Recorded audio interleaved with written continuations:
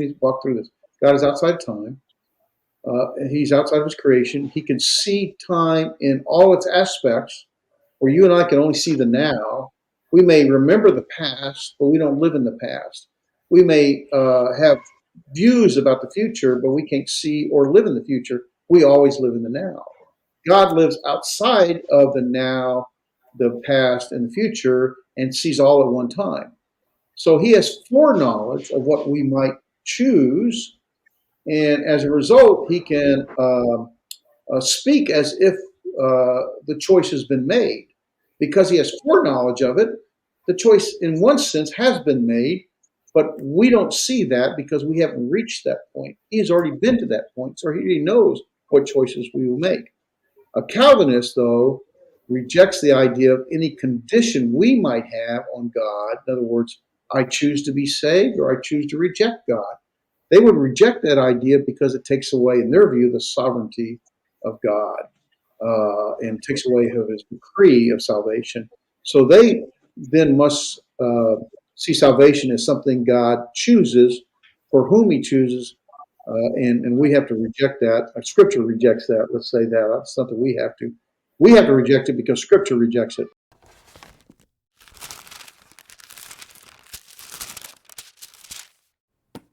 Let's move now and talk about the providence of God. I have two slides talking about the providence. We'll talk about the views of general views about God's providence, and we'll talk specifically about his providence. Well, let's focus on the various views in a general way. What do we mean by providence? How would you define providence, God's providence? Providing for. Say that again. Providing for. Providing for. Okay. Any other thoughts? How would you think of God's providence? What does it mean when God's providentially doing something? He intervenes. He intervenes. Yeah, absolutely. God in his creation continues to uphold his creation and continuous activity of preserving and governing all his creation through his knowledge, his power, his wisdom, his goodness, and the fulfillment of his purpose in creation. But certain questions naturally arise about this throughout history. Why do things seem to happen the way they do? Or what initiates or determines the actions or events that occur day by day? Is there a power other than or greater than you and I that fixes our destiny and shapes the general or even specific outcome of things? And to what extent is God involved in any? And so that's where we want to try to differentiate between false views of God's providence and biblical views of what his providence really is. So one view that is a false view is that typically looks at it as a broad sense. God has nothing to do with anything. He created the universe and he sits back and waits to see what happens. This explanation of ongoing history can be called the secular view. And that is those secular views who believe that a God that might exist at all. A deist view would this be, who believes that God created the universe. A deist, like even Thomas Jefferson, would sit back and say God created the universe, but he's not involved in his creation. But so this view omits the transcendent God altogether, or the secular omits the transcendent God altogether as one of the causative factors in life. God doesn't cause anything. He just created. This view is also the view of atheists who deny the existence of God in the very first place, and of all deists, which believe God created, but has no participation, denies a participation within his creation, after his creation. So one view, it's a false view, that God has nothing to do with anything. And that's a very prominent view by atheists or secular view that might see that maybe God created something, maybe there is something greater than, but he's not involved in any way whatsoever. The second view is that, and we're going to go through some of this providence, how it works in a minute. The second view is that God has everything to do with everything.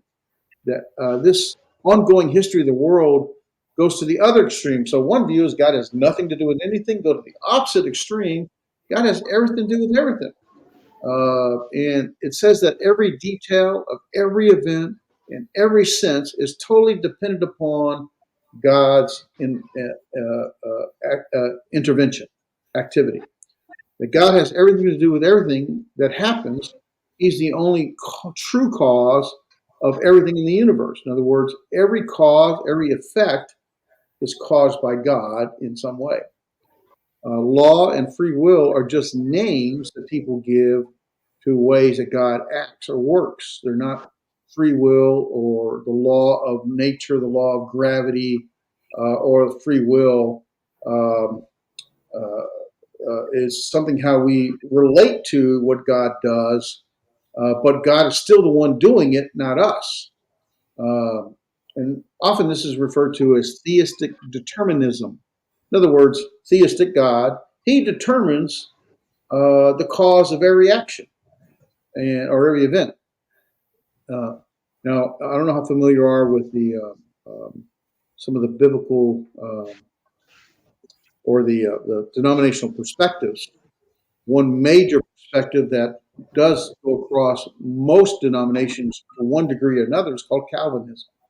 In the 1500, a man named Calvin sort of built on some false ideas and expanded upon them, and they later got expanded even more so on these false ideas about how humanity can relate to God, how God relates to humanity. And the key word for a Calvinist is causation, that God is the ultimate cause of everything. But let's be careful. There's this distinction made between what's a primary and a secondary cause, or an ultimate or proximate cause, or a final and intermediate cause. In the end, it all comes back to God, and since that God does cause everything, but he's not necessarily the primary cause of everything. The cornerstone of the concept of providence, of this concept of God causing everything, is God's eternal decree. He decreed everything, and so he decrees the very act which, for his own purpose and glory, without regard to anything outside of himself, he decrees whatever's to come to pass. Because the emphasis is on everything's to give him glory. So that's really results in the Calvinistic doctrine called predestination. That is God decree that is eternal because it was made before actual creation and existence of anything outside of creation. So basically, by means of decree, everything is predestined. Everything in history is predestined simply by God executing his decree, and it's fixed in eternity. We don't have a choice. There's a characteristics of this that's called unconditional or absolute. That is, the decree, nothing in God's decree has any conditions to it. There's nothing outside of God, no part of his decree, and any response or reaction to his decree. Let me give you an example that might make it easier to understand. God does not foreordain anything based on his foreknowledge of what free will creatures do. A Calvinist view says that God decrees can in no way be dependent upon or conditioned by anything we might do. Otherwise, he would not be sovereign.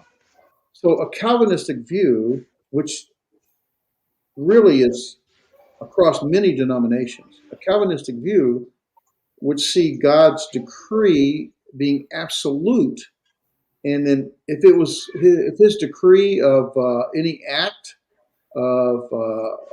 would be determined by our free will, then God would not be sovereign. He wouldn't be over anything. But as sovereign, he must always act and never react. That's the view of a Calvinist. Okay, this is why Calvinists, we've got to reject the idea of Calvinism because even salvation then is predestined, not on what God foresees, or God is outside of time. Let me walk through this. God is outside of time. He's outside of his creation. He can see time in all its aspects, where you and I can only see the now. We may remember the past, but we don't live in the past. We may have views about the future, but we can't see or live in the future. We always live in the now. God lives outside of the now, the past, and the future, and sees all at one time. So he has foreknowledge of what we might choose, and as a result, he can speak as if the choice has been made.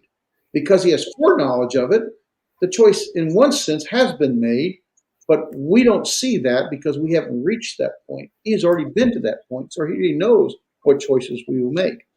A Calvinist, though, rejects the idea of any condition we might have on God. In other words, I choose to be saved or I choose to reject God. They would reject that idea because it takes away, in their view, the sovereignty of God and takes away his decree of salvation. So they then must see salvation as something God chooses for whom he chooses, and we have to reject that. Scripture rejects that. Let's say that. That's something we have to. We have to reject it because Scripture rejects it. I don't go too far here, but we can get into a lot of Calvinism. But let's just say the view of, and we're going to go and show how God's providence works in a minute. The view of God has nothing to do with anything is false, and the opposite extreme of that is God has everything to do with everything, which is a Calvinistic perspective, is also false. And anyway, but the view that God has something to do with everything is scriptural. God does have something to do with everything that occurs, or has occurred, or will occur. The Bible makes it clear God does indeed have something to do with events in the created world. In fact, he has something to do with everything that takes place. But he does not have everything to do with everything. That's the difference here. He has something, but not everything. For example, the nature of his involvement is not the same in every event. God works in the world in more than one way. All right. The key question we must ask is, what kind of world did God create? Certainly, he could have created any kind of world that he desired to create, even the kind that Calvinists envisioned, which everything is determined, predetermined. But in fact, he didn't create that world. In fact, he created a world in which he pulls. He didn't create a world in which he pulls all the strings, or pulls all the punches, or remote control buttons. Instead, he created a world that's governed by divine providence, and it has these characteristics. Okay, number one, divine providence has a characteristic of relative independence. Number two, divine providence has a characteristic of divine self-limitation.